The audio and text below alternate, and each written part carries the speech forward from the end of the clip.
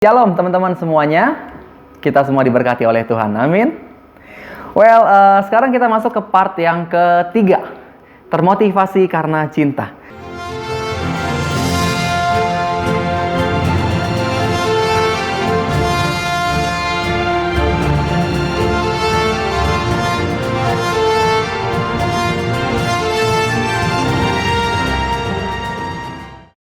Dan yang pertama di part 1 saya bahas tentang bukti cinta Tuhan untuk mengajak kita menyadari betapa Tuhan begitu mencintai kita.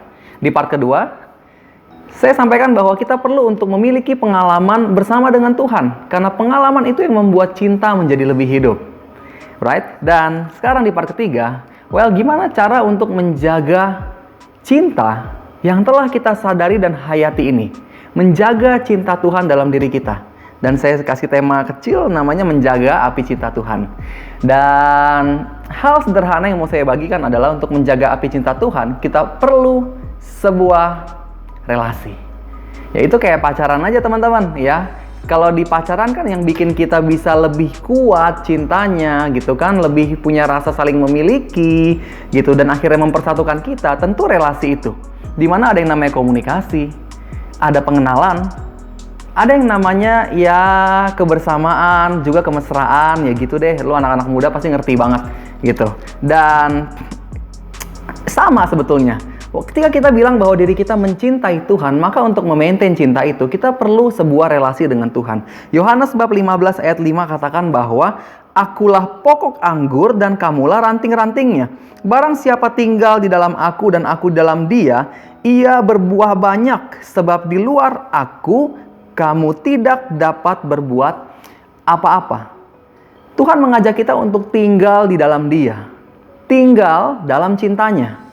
Sebab kita adalah ranting-ranting Tuhan. Dia adalah pokok anggurnya. Ranting di luar pokok tentu mati. Sama halnya dengan sebuah cinta. Tanpa adanya, saya sebut antara pokok dengan ranting ini ibarat ada relasi yang kuat gitu. Satu kesatuan gitu. Tanpa relasi, cinta itu akan pudar. Ya, kayak misalkan kalau seorang cowok nembak cewek kemudian diterima cintanya, mereka jadian gitu kan. Kalau stop hanya sampai di jadian aja, tentu nggak akan berangkat kemana-mana dong relasi itu, bener nggak? Ya kan? Tapi ketika dibangun sebuah relasi, itu akan mendalam. Dan gimana cara membangun relasi bersama dengan Tuhan? Perlu yang namanya doa. Yes, saya suka ilustrasiin doa ini ibarat cara kita untuk berkomunikasi. Saya sebut nih WhatsApp kita ke Tuhan deh gitu. Ada lagi yang namanya kitab suci, sabda Tuhan. Ini ibarat ya kita mengenal Tuhan lewat story-nya teman-teman gitu. Lewat sabdanya ya. Ini ibarat instastory Tuhan 2000 tahun lalu gitu. Lalu ada lagi komunitas gitu, dengan kita hadir di persekutuan, pergi ke gereja. Ini ibarat kalau lagi ilustrasi gue anak-anak muda terus ya.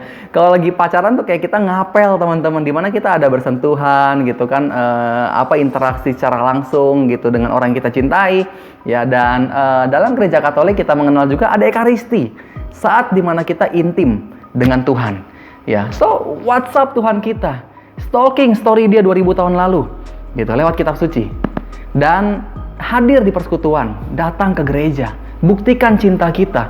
Semakin sering kita lakukan dengan kualitas dan intens, tentu cinta itu akan berkobar-kobar. Dan supaya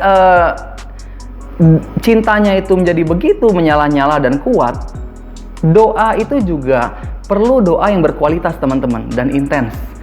Doa yang berkualitas itu firman Tuhan mengatakan bahwa kita perlu untuk mengunci pintu teman-teman ya ketika berdoa gitu. Bukan hanya hati sebetulnya, tapi juga memberikan waktu yang private untuk Tuhan. Kenapa? Karena dengan waktu yang private ini, kita bisa mendengar suara Tuhan dengan jelas. Gitu. Kita bisa berkomunikasi dengan begitu berkualitas.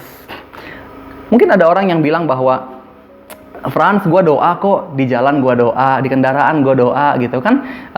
Kapanpun gue selalu berdoa. Yes, it's okay. Boleh, tapi saya ajak teman-teman untuk memiliki waktu yang berkualitas. Dimana hanya antara kita dengan Tuhan aja sendiri. Kayak pacaran deh contohnya. Waktu baru jadian, orang-orang baru jadian biasanya perhatiin. Dia akan telepon pacaran dengan begitu intens. Lama bahkan. Dan pengennya di ruangan yang private. Kayak waktu saya jadian sama pacar saya, gitu, yang sekarang jadi istri saya, waktu jatuh cinta dan saya kontekan sama dia, itu saya ingat begitu cinta saya diterima, saya teleponan sama dia, khusus saya luangin waktu 4 jam buat dia. Mungkin teman-teman ngalamin juga ya. Dan kenapa pengen waktu yang private? Karena saya pengen denger suara dia sejelas-jelasnya, saya pengen denger semua cerita tentang dia, saya pengen denger suaranya, pengen kenal dia lebih jauh.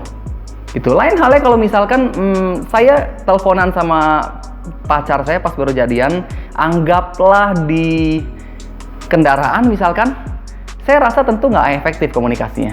Ya nggak sih? Di tengah lagi ngobrol gitu, tiba-tiba, ya sayang, halo gitu kan, tiba-tiba ada suara tronton, tet gitu kan, kan berisik dong, ya kan? Jadi noise-nya banyak gitu, nggak bisa fokus gitu. Sama teman-teman, Tuhan juga mengharapkan komunikasi yang berkualitas, di mana kita meluangkan waktu. Saya sebut nih saat teduh. Iya. Berikan doa yang berkualitas teman-teman. Jam doa yang berkualitas dan intens lakukan, supaya kita peka dengar suara Tuhan. Itu kalau sering dilakukan, lama-lama kita kenal suara Tuhan, apa yang Tuhan mau, Tuhan bicara dalam hati kita, kita tahu. Ya, karena tiap hari dengar. Kayak mama saya hobi banget kalau manggil saya tuh ya. Sering banget. Di tengah keramaian gitu, di gereja contohnya. Pas dia lihat anaknya, dia langsung panggil, Dek! Gitu. Kayak, sorry ya, itu kan banyak adik-adik di sana kan sebenarnya. Semua adik bisa nengok lo ke nyokap gue. Tapi, oke, gue kenal suara nyokap gue. Karena gue kenal, gue noleh. Dan begitu gue lihat, oh yes, it's my mama. Pertanyaannya kenapa gue bisa tahu itu suara nyokap gue? Karena setiap hari saya dengar suara mama. Sama teman-teman, kalau setiap hari kita dengar suara Tuhan, kita tahu teman-teman, ini suaranya. Ini kehendaknya. Dan semakin kita sering mendengar suaranya, mengenal dia, lama-lama kita akan semakin teman-teman tinggal dalam cintanya. Dan semakin kita ikuti apa yang dia kehendaki, dan kita lihat buah dari mengikuti kehendaknya, kita akan semakin mencintai dia. Relasi ini memperkuat cinta kita teman-teman. Yes, selain itu sabda Tuhan juga perlu terus teman-teman kita gali. Kita lebih lagi mengenal Tuhan lewat sabdanya, lewat komunitas juga, persekutuan. Ya, omong kosong misalkan kalau kita bilang kita cinta seseorang tapi kita nggak pernah samperin, setuju? Nah, sama dengan Tuhan juga. Begitu kita bilang, God, I love you, ya, kita perlu datang teman-teman ke gereja.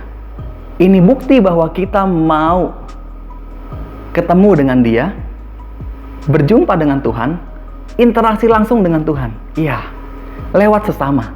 Yes, lewat sesama. Dan ekaristi juga teman-teman. Saya ajak teman-teman juga untuk ekaristi. Kenapa? Relasi itu akan penuh ketika kita hadir dalam ekaristi. Sebab ada firman Tuhan tertulis bahwa dengan kita makan tubuh dan darah Kristus, dia tinggal dalam kita, kita tinggal dalam dia. Ada sebuah keintiman yang terjadi di sini. Ya, teman-teman, anak-anak muda terutama ya, yang namanya relasi ya, awalnya kan pacaran ya. Tapi lihat deh, ketika dalam pacaran ini cintanya udah semakin kuat, relasinya semakin kuat, pengenalan semakin kuat, apa yang akan menjadi langkah selanjutnya? Tentu ada yang namanya pernikahan, setuju teman-teman ya. Dimana dalam pernikahan itu ada keintiman. Guys, Tuhan juga mengharapkan hal yang sama. Relasi ini membawa kita intim dengan Tuhan. Caranya, ekaristi juga. So, untuk membuat diri kita lebih dan lebih lagi termotivasi karena cinta, teman-teman, bangun relasi. Yes. Dalam not angka disebut gitu kan, ada 2, ada 6, ada 7. Ya, relasi, do, re, mi, fa, sol, si, do. Lu ngerti kali maksud gue? Dan relasi ini yang akan memperkuat cinta kita. Ya, dengan orang yang kita cintai. So, teman-teman semuanya, sadari bukti bahwa Tuhan begitu mencintai kita. Lalu, alami perjalanan cinta gitu kan, bersama dengan Tuhan lewat keseharian di hidup kita. Dan ajakan saya, teman-teman, bangun relasi bersama dengan Tuhan. Yuk sama-sama. Dan dengan cara-cara ini, saya percaya cinta akan Tuhan dalam diri kita akan semakin kuat. Dan jatuh bangun bersama Tuhan pun itu akan semakin memperkuat cinta kita padanya. Dan dari hari ke hari kita akan semakin termotivasi karena cintanya. Oke teman-teman, semoga apa yang gue sharingkan dalam 3 part ini, di tema ini sungguh-sungguh memberkati kita semua. Dan Tuhan memberkati.